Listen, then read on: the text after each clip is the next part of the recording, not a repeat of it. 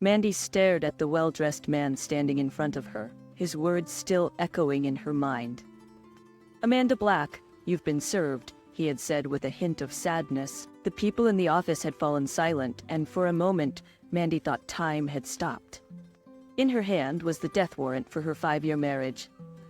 With a small sob, she slumped into a chair, clutching the paper. Slowly, the office began to come back to life.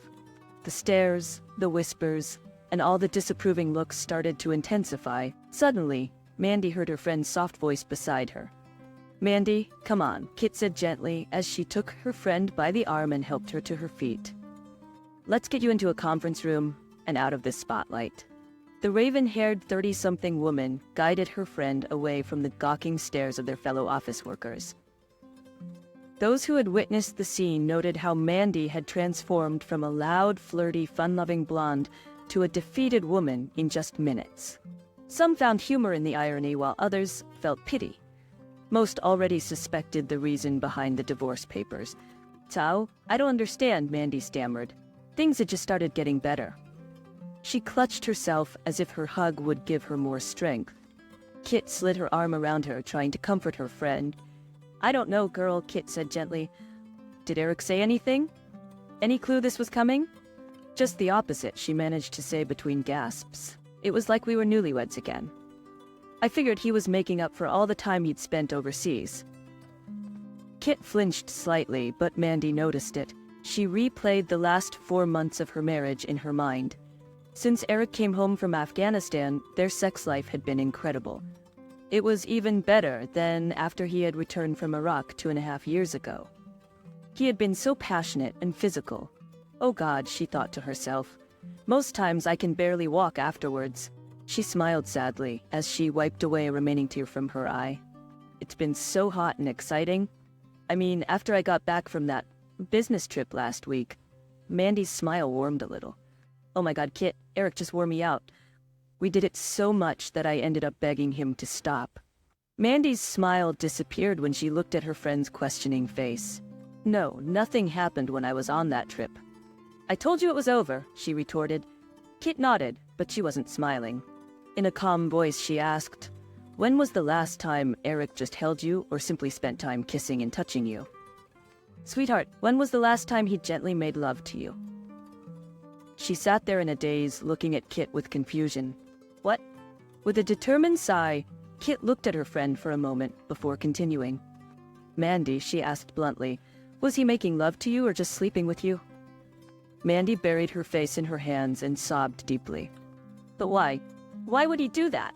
She wondered, then suddenly froze. No, he couldn't know, could he? Slowly raising her head, she had a look of horror on her face. "Oh God, Kit," she whispered. "He knows. Oh God, please no. Please no." Tears began to fill Kit's eyes as she held her weeping friend. She knew Eric pretty well, and if he really did know, then this would get ugly. Eric nodded as he listened on his cell phone. "Thank you, sir," he finally said upon hearing that his wife had been served and that the packages containing the pictures and legal documents had been delivered. Hanging up, he turned his attention to his laptop.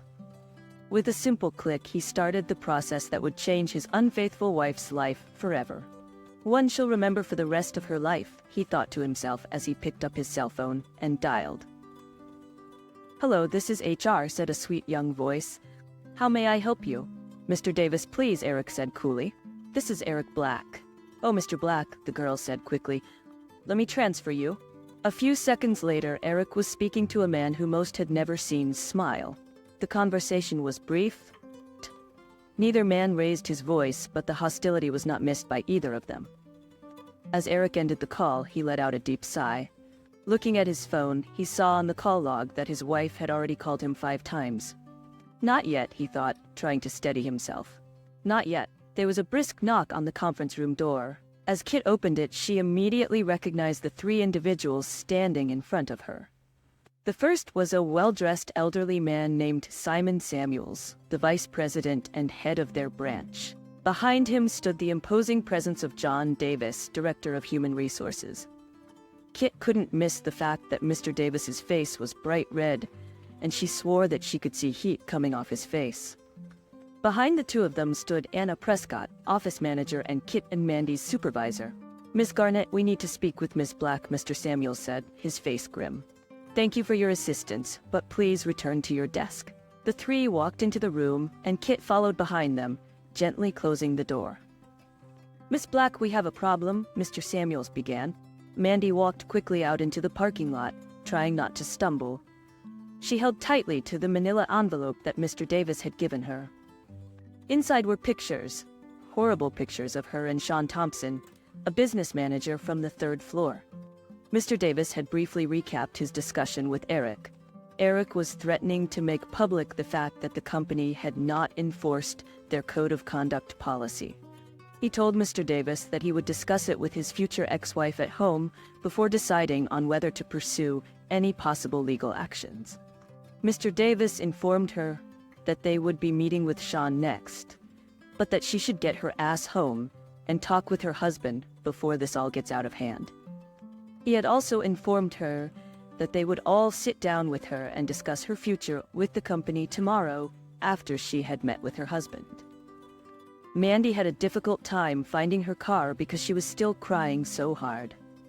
The bright sunlight glared off of the cars, making them a little more difficult to identify. However, her car should not have been that hard to find. The big black Hyundai Santa Fe was not easily hidden. Mandy crawled into it, remembering the fights that had led up to Eric finally agreeing to lease the car for her. He conceded just before he left for Afghanistan. She wiped her eyes, put on her sunglasses, and took off for home. A man in an old Chevy sedan parked close by picked up his cell phone. "Thanks, Bob," Eric said calmly. "No, that's all. Please tell Ron that you guys did a great job and deserve the bonus. Thanks again." Looking down at his laptop, Eric sighed again. Just one more call. He thought to himself, just one more, and there would be no turning back. But why would he even want to go back? All that was left was an unfaithful wife that tore his heart out, and a shattered marriage that he would never be able to put back together again. Eric shook his head and took out a prepaid cell phone. This last call needed to be untraceable. He dialed quickly, then waited. First ring, second ring, third ring, a soft click, and then silence. Eric sat emotionless as he stared at the video feed on his laptop. Finally, after several minutes, a tear ran down his cheek. Mandy pulled the big SUV out onto the interstate and groaned. She had hoped she would be able to avoid the rush hour traffic. She hadn't. She pounded on the steering wheel. At this rate, she knew that her usual 30-minute commute would take over an hour. She thought about her marriage, about how unlikely she would be able to salvage any of it. Eric had found out about her affair. Before Iraq, he might have been able to forgive her, but not now. The pictures had been taken while he was away in Afghanistan. She sobbed, realizing what he must think. Even though the chances were remote, she had to try to save it, simply because she still loved him. A funny way of showing it, though, huh? She chided herself, cheating on him not once, but both times he had gone overseas to serve his country. She shook her head quickly as if trying to push back the guilt and shame, but the tears began flowing again. Trust was not something that came easily to Eric. His childhood had been a hard one. His father had run out on him and his mother when he was little. And his mother was an alcoholic.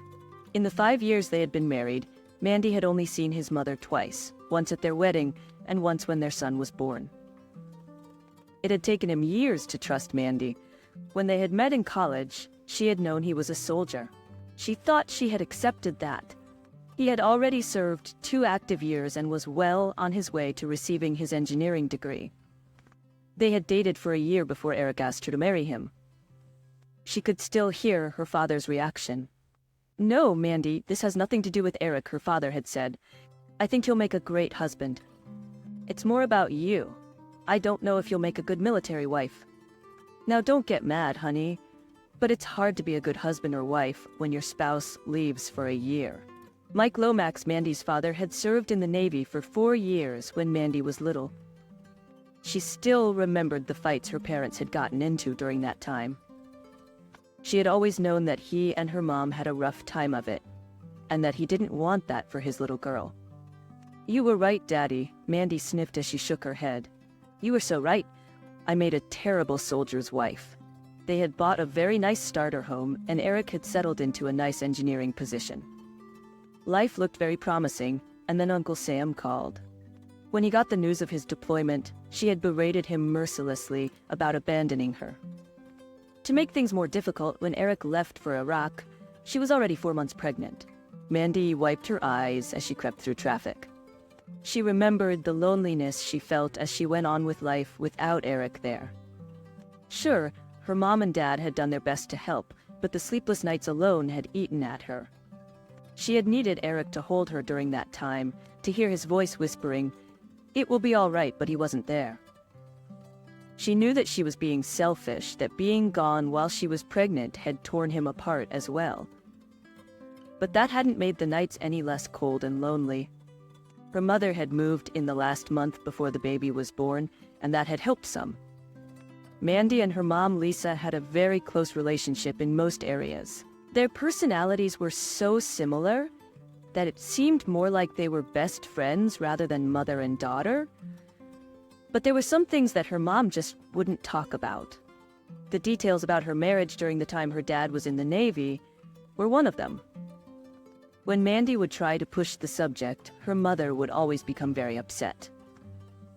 Eric got to come home on R&R the day after Randy was born. For a brief moment, it was like they were a real family, Mandy thought, but it didn't last. He left just 10 days later, and she was alone again. Her mother had seen some of the signs and had begged her not to give in to them. She continuously harped on the damage that just one mistake could do to so many people's lives. Of course, she wouldn't go into any detail, but Mandy suspected that her father may have had an affair. They were always pleasant and polite to each other, even friendly but never passionate. It was more like they were friends living in the same house. Mandy remembered how she had fought the depression and loneliness for months after the birth. Going back to work helped at first. Then she was assigned to a project with Sean Thompson. Where Eric had rugged, boy-next-door good looks, Sean could have been a male model. His smooth baritone voice and beautiful smile had made Mandy's heart skip a beat whenever he'd enter the room. He carried himself with such confidence and had such an impressive air about him. She knew he was married to an attractive, wealthy socialite from New York. They and their children had just moved to the area a couple of years earlier. She had even met his wife once at a company party. She was beautiful in a cosmetically enhanced way, and her personality was perfectly suited for one of those housewife reality television shows, but it just made seeing Sean that much more exciting. Just a month after they had begun working together, she wilted under the temptation. Wilted, she grimaced. That's bullshit. I was the one flirting with him. A short 2-day business trip with the project team had provided the opportunity to turn that flirting into a full-blown affair. They met several more times, but she ended it shortly before Eric came home. Eric returned changed. The carefree country boy part of him seemed to have died. She knew his tour had been difficult, and that he'd lost some close friends while he was over there. She even remembered the call from him a day after the worst had happened. The Humvee in front of him had hit an IED, killing 3 of his friends and maiming another one. Eric had taken it hard. Mandy remembered just letting him cry on the phone because there was so little she could say that could comfort him. She even got choked up telling him how much she loved and missed him, mostly because she truly meant it, but partially because of her shame from being with Sean just 5 days earlier. She had spent the first several months after his return just holding Eric, trying to nurture him back into the man he had been before he left. There was no doubt in her mind that she loved him, and her affair with Sean was just a season of weakness. Then, just when things seemed to be going so well again, his deployment orders to Afghanistan came through. She was crushed. Not surprisingly, 2 months after he left, she found herself back in Sean's arms. She knew there was no excuse for it, but in the end her guilt was trumped by her loneliness and fear. She had pursued Sean again, and it had taken all of her charms to get him away from that succubus in marketing that he had started up with after their affair ended. She felt her face flush with the shame of what she had done. Of course you're ashamed, but it didn't stop you, did it? Mandy scolded herself. She tried to fight back the tears but failed, feeling her self-loathing pouring out with each one. One scene had spent several weekends staying at her house. He had even managed to get her on another project with him. For a moment, Mandy had even considered leaving Eric. Then reality set in. She, Randy, and her parents had gone to Fort Bragg, North Carolina to meet Eric when he came back for R&R. The trip there was tense, to say the least. Mandy was sure her parents suspected the affair, but they hadn't confronted her about it yet. Then she saw Eric and every care fell away. When he held her and kissed her, she remembered why she had married him in the first place. They spent every hour rekindling their marriage and strengthening their family. Mandy smiled weakly when she thought of that time. Eric had been so passionate, so tender, so incredibly loving. She had sworn to herself at that moment that she would remain faithful to him for the rest of her life. Then Eric had told her he wasn't going to re-enlist, that within 4 months after he returned from Afghanistan, he would be a civilian. She had wept openly, knowing they were soon going to be a real family again. After she had returned from Fort Bragg, she broke off all relations with Sean, much to his frustration and anger. She poured everything she had into preparing for Eric's return. Mandy had even started seeing a doctor about her fears and loneliness. She was diagnosed as clinically depressed and had begun counseling and medication. As the months went by, she felt herself getting stronger both mentally and emotionally. She swore each day that she was going to make up for all of this by being the best wife Eric could have ever hoped for. Finally, when he returned several months later, she had made good on her vows. She had denied him nothing, not her body, her attention, nor any part of her love. Kit was right, though. Things had been different when Eric had returned home this time. He was more guarded and didn't share his heart as freely. She had just thought it was because of the things that had happened when he was overseas. Now she began to realize he had already known about her affair, and that thought terrified her. Solemnly, Eric stared out the window, watching the gentle rain fall on those unfortunate enough to be caught in it. He could tell that the little cloudburst wouldn't last very long. Soon the sun would be shining again. Not soon enough, Eric thought to himself. No, not nearly soon enough. He watched the little dot on the laptop screen. It had been stationary for a while, but was now finally moving. His wife's SUV was still caught in traffic, but was now making progress. With a deep sigh, he looked at his watch. It was time to make the call. Depending on what was said, this could be the last time he spoke with the woman he had deeply loved for the last 6 years of his life. Mandy almost jerked the steering wheel when her cell phone rang. A quick look told her it was him. She said a short prayer, took a deep breath, and answered. "Eric?" "Yeah, it's me," he replied. "Baby, please," she said as she tried to stifle a sob. "Please let me try to explain, to tell you how sorry I am, baby." Eric, there was only silence. "Sweetheart," she said, "are you still there?" "Yeah," for the moment he replied curtly. "Honey, where are you? Are you at home with Randy?" "I don't have a home, Mandy," he said, his voice betraying his pain for only a second. "You took care of that. Where are you?" "Doesn't matter. I'm just waiting." For me, her voice was hopeful. "Like you waited for me, honey." Mandy couldn't contain the sob as it caught in her throat. She had never heard so much pain and anger in his voice before, and certainly never directed at her. "Eric, please, there's so much to say. I've screwed up so badly, I know I have, but I need to talk to you. There is so much I need to say to you. I love you, baby, only you." There was only silence on the other end of the line. Then he spoke. "All right, Mandy, say what you need to, but I doubt it's going to change anything. You've been sleeping with some other guy while I've been away. Not once, but many times. So, just what the hell do you think you could say that will make any difference? Please, Eric, please, for our sake." She begged through her tears. "Don't give up on us before I see you, please, baby." "Don't give up," he hissed, "like you did on us." "No," she screamed over the phone. "I know what I did. Doesn't look like it, but I never gave up on us. I was alone and scared. I know it's no excuse, but I was. But I still love you and I believe in us, baby. I really do." "Are you serious?" he said, surprised. Eric paused for a moment, wondering if she actually believed what she was spewing. "Are you saying you didn't give up on us when you were making love to him?" Tell me how in the world you could even begin to think that wasn't giving up on us. All she could do was cry as she crawled through traffic trying to get to him as quickly as she could. If she could just see him face to face, then he'd see the remorse she felt, and then there might be some hope. He continued bitterly, I finally got the proof. My wife was cheating on me while I was in Afghanistan. Lucky for both of us, I guess. I think I might have killed you and that dude if I'd found out while I was stateside. After a few seconds, he sighed. Amanda, this will be our last conversation. If we get disconnected, or either one of us gets put on hold, then there won't be another one. Eric, please, she pleaded. We can go to counseling. We can get through this, baby. We really can, he continued. Listen, there are a few things you need to know before you get home. First, I've cleaned out all of our accounts and maxed out all the credit cards. I figure you've screwed me over for the past 3 years, so I'm returning the favor. He ignored her gasp. You can keep the house, since I'm sure I can still smell him in our bed. I packed up the things I wanted. It ended up only fitting in a single suitcase, so the rest is yours. You can keep your SUV, though I'm not sure how you'll pay for it, since I suspect you'll be fired tomorrow.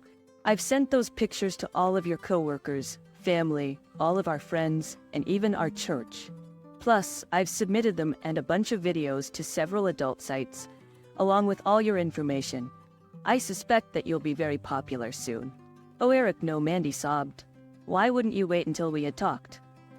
I did wait, Mandy, he said calmly. I waited 4 months after I got back, but you said nothing. And wouldn't have said anything if you hadn't been caught. Isn't that right, baby? What could she say?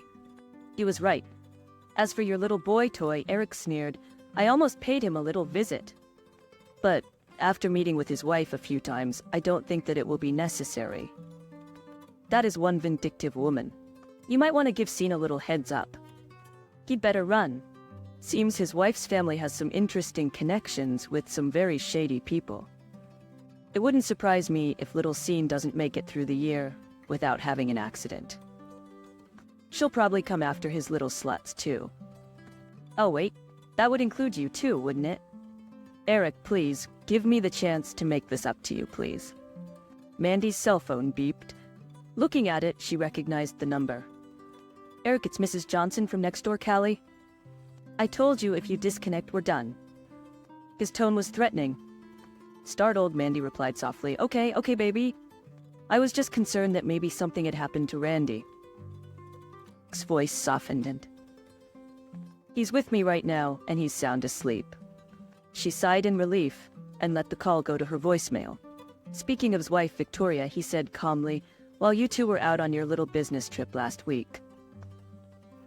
He was interrupted by Mandy's cell phone buzzing again. It was another neighbor calling. Sweetheart, it's Mrs. Wilcox. Are you sure he's okay? Yes, both Randy and I are perfectly all right, Eric said with an eerie tone that made Mandy begin to panic.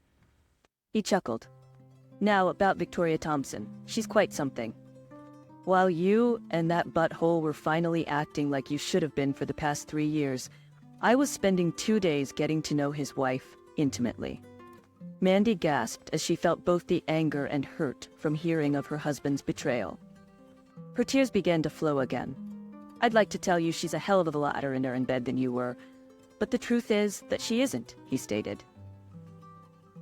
Between her whining and her bitching about everything she wants and where and when to do it, hell, that just took the fun out of it.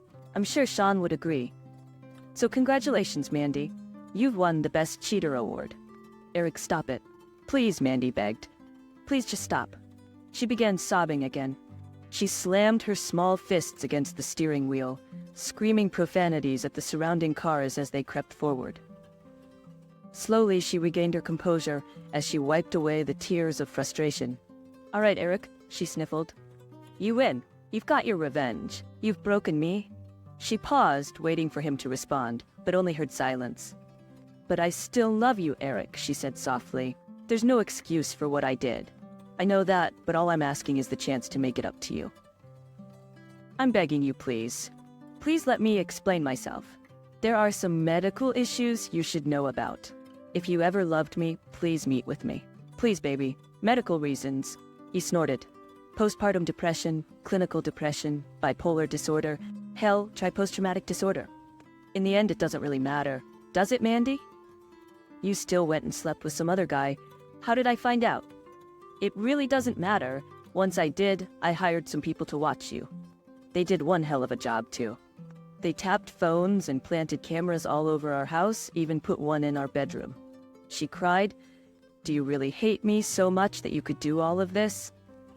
Isn't there even the tiniest bit of love left?" "Well, there was," he replied quietly, before I watched that video of you and him in our bed. "Do you remember that time, Mandy? The time that Randy walked in on the two of you?" Gasped. "Oh God, no. Please not that." Eric's voice was strained as he fought to control his emotions. Imagine how I felt as I sat there and watched as my 2-year-old son called another man Dada. Anything I felt for you died right then as I watched you lift our son into bed with the both of you. "Damn you, woman." Eric's voice cracked. I guess I was lucky that I didn't see that until after we had spent time at Fort Bragg. When I saw that, I was shattered. I almost lost it over there, and that's a place you can't afford to lose it. Eric looked down at his laptop and saw that Mandy was almost home. A cruel smile distorted his handsome face as he continued in a chilly tone. "And as far as hurting you, Amanda, I haven't even started yet. I've still got a few surprises left." He heard Mandy gasp. "Oh my God," she whispered. Mandy pulled her SUV over to the side of the road and watched in horror as flames engulfed the car in front of her. Horror, as flames engulfed what had once been their home. "Like I said, Amanda, the house and everything left inside it is yours." Mandy began to shake, still not believing her eyes. "Darn it, Eric. What did you do?" That's a rhetorical question, isn't it?" Eric said with a smirk. "I was trained to build things in combat conditions, Mandy. Wouldn't it make sense? I might know a thing or two about destroying those things, too." "Where's Randy?" she yelled. "Eric, where's my son?" "Our son is sitting about 3 feet from me, asleep in his car seat. So tell me, can you read the message I left on our front yard?" "What?" she stammered. "What message?" "Oh my God." Eric chuckled. "I wasn't sure people would be able to read it from ground level, but the news helicopters, they should enjoy the words, 'Seek-eating loser' burned into the front lawn." "I wouldn't count on a lot of sympathy from the neighbors," he continued. "I had those pictures posted around the neighborhood and paid some teenage boys to distribute extra copies up and down the block." He stopped for a few seconds and listened to his wife weep. "Mandy, you might want to consider," Eric said bitterly, "where you're going to sleep tonight and in the near future. I guess you could sleep in your SUV until they come and repo it. Or maybe no. I doubt Sean will be able to help you. I'm sure Victoria's flaying him alive by now. I guess that just leaves your parents." He chuckled. "I wonder how your dad will feel about having 2 sluts living under his roof." Mandy whimpered through her sobs. "Mandy, how stupid are you really? You always told me that you thought your dad had cheated on your mother when he was in the Navy." "Hell, it was your mother who cheated on him." "Mom," she said, her voice shaking. Eric laughed cruelly. "Oh, hell yeah. He told me a little about it after I came home from Iraq. Now why do you think he'd do that, Mandy? You think maybe he suspected his little baby girl was cheating on her husband, just like her mama had done to him. But unlike your father," Eric continued, "I can't live with a cheater of a wife the rest of my life. Maybe he stayed for you, or maybe he still loved her. I don't know. That's his decision. Mine is to start again, and hopefully find a woman that I can spend the rest of my life with. I'm sure I'll find someone who can love me, be faithful, and make a good mother to Randy." "Please, Eric," Mandy sobbed. "I can be that kind of wife. Just give me another chance to show you, and I'm already a good mother to Randy." "I guess that's something the courts will have to decide, isn't it?" he said calmly. "Of course, the fact that I've burned down our house and have effectively bankrupted us probably won't go in my favor." Eric watched as a young man wearing a jersey and ball cap got out of a cab and stood on the curb, looking in his general direction. Eric flashed his headlights twice, and the kid began walking towards him. "All right, Mandy," Eric said calmly, looking at his watch. "There are a few things you still need to know, and there isn't much time left, so listen carefully. First, your bosses shouldn't get too excited by my threats. However, Victoria is filing a similar lawsuit and will probably win. I believe the courts will favor her and the evidence I have provided her. As for me, Eric cleared his throat. Well, I don't like my chances in court, so I've accepted a job overseas. I think Randy and I will enjoy it. No, Mandy screamed into the phone. You can't take my baby. Actually, he's my son, and I can, Eric replied. No, Eric, please, she begged. He's my son, too. Amanda, Eric said calmly. He won't even remember you after a few years. I don't remember my dad. But don't worry, I'll send pictures of him to you at Christmas, and we'll even call on Mother's Day and his birthday. Since we won't know where you'll be, we'll just call your parents. Mandy wept bitterly as she realized the hopelessness of her situation. Eric sat for a moment, concerned and somewhat disturbed by his own actions. He knew he had no intention of sending any pictures or calling her ever again. The thought of her waiting desperately for calls that would never come, and reliving this revenge for years to come, was crueler than he had previously thought himself capable of. Goodbye, he said coldly. I hope you rot in hell. He wiped a tear from his cheek as he listened to her hysterical screaming and begging for her son as he hung up. Captain Black? The kid in the jersey asked, standing in front of him. Not anymore, Eric smiled weakly. I'm just Eric Black. Well, at least for a little while longer. The young man grinned and handed him a manila envelope containing account numbers and passwords to offshore bank accounts where his funds had been deposited, minus certain fees. Here are the passports, picture IDs, and airline tickets for Marcus Gray and his son, Michael Gray, the teen said, smiling. Eric smiled a little more and began placing his old IDs and the 2 Sesam cards from the cell phones into a small metal bucket. With a smirk, he took a lighter and melted them into a small puddle of blackened plastic. He then took a small hammer and smashed both cell phones, tossing the remains into the bucket. Satisfied with his handiwork, he threw the entire bucket into a dumpster. That felt better than I could have ever imagined. Eric grinned as he handed the hammer and lighter to the man. He quickly took out the keys to the car and handed them over to the kid. Tell Bob and Ron thanks for the rental, he said softly. Cool? The young man asked with a huge grin. With a smile on his face, Eric chuckled and apologized, realizing he had made a mistake. A few minutes later, he was checking his bags at the airline. He couldn't help but smile as he thought about the upcoming weeks with his son. His contract didn't start until next month, so they planned to spend a couple of weeks on a secluded beach with an attractive lieutenant he had met while serving in Afghanistan. They had only been friends until Eric discovered proof of his wife's infidelity. Now he was eager to see if there was potential for something more with the lieutenant. Mr. Gray, the man at the check-in counter, politely wished them a wonderful flight. Marcus Gray and his son walked down the concourse, ready to start their new lives.